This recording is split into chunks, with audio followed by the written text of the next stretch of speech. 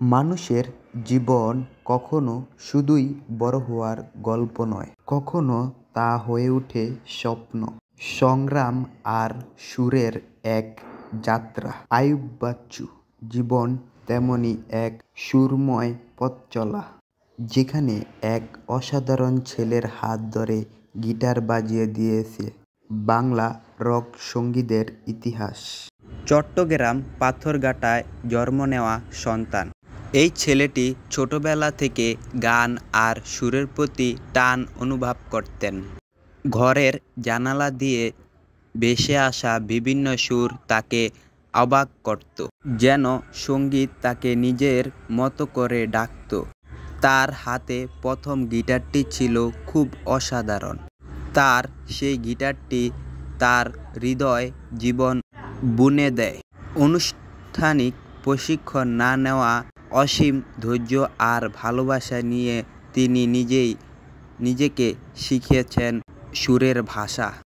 নিজের ঘরে বন্ধুর আসনে ছোটোখাটো অনুষ্ঠান বাজাতে বাজাতে তিনি বুঝে ফেলেছেন এই পথ তার পথ, সঙ্গীত হবে তার নিজের পরিচয়।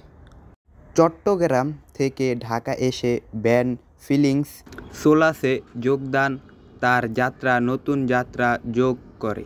সোলাসে এক দশকে কাজ করার মধ্য দিয়ে শেখে দলগত কাজ করা, মঞ্চ দাঁড়ানো এবং সুরকে নিজের মতো করে প্রকাশ করে। এখানেই তিনি তৈরি করে নিজের পরিচয়। প্রথম ভিডিও এক গিটারিস্ট হিসাবে, একজন শিল্পী হিসাবে। কিন্তু তার স্বপ্ন আরও বড় ছিল। এই একসময় তিনি সাহস করে তৈরি করেন নিজের ব্যান্ড LRB। এই ব্যান্ড শুধু আরেকটি দল নয়, এটি ছিল তার হৃদয়ের প্রতিচ্ছবি, তার নিজের সাংস্কৃতিক জগৎ। LRB এর প্রথম ডাবল অ্যালবামে তাকে পৌঁছে দেয় নতুন উচ্চতায়। এরপর একে একে করে তৈরি করেন নতুন গান, মানুষের মনে জায়গা করে নেন, যেমন শূন্যতা, সেই তুমি, রূপালী গিটার, চলো বদলে যাই, যা শুধু গান নয়, সময়ের সীমানায় পেরিয়ে মানুষের অনুভূতিকে জায়গা করে নেওয়া সুর।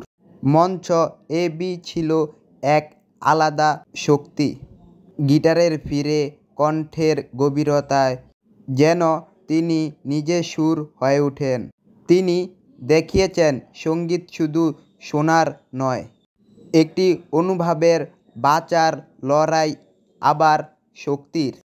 জীবনে শেষ দিকে তিনি শরীর নিয়ে লড়াই করলেও সুরের প্রতি তার ভালোবাসা এক মুহূর্ত কমেনি। আর 2018 সালে 18 অক্টোবর তিনি পৃথিবী থেকে বিদায় নিলেন। তার গিটার, তার গান আজও বেঁচে আছে মানুষের হৃদয়ে। তাই বলা যায়, আইয়ুব বাচ্চু এখনও চলে যায়নি। যতবার রূপালী গিটার বেজে ওঠে, যতবার কোনো তরুণ চলো বদলে যাই গেয়ে জীবন নতুন সাহস খুঁজে পায়, তারপর তিনি ফিরে আসবেন। তিনি ছিলেন আলো, আর আলোর মৃত্যু হয় না।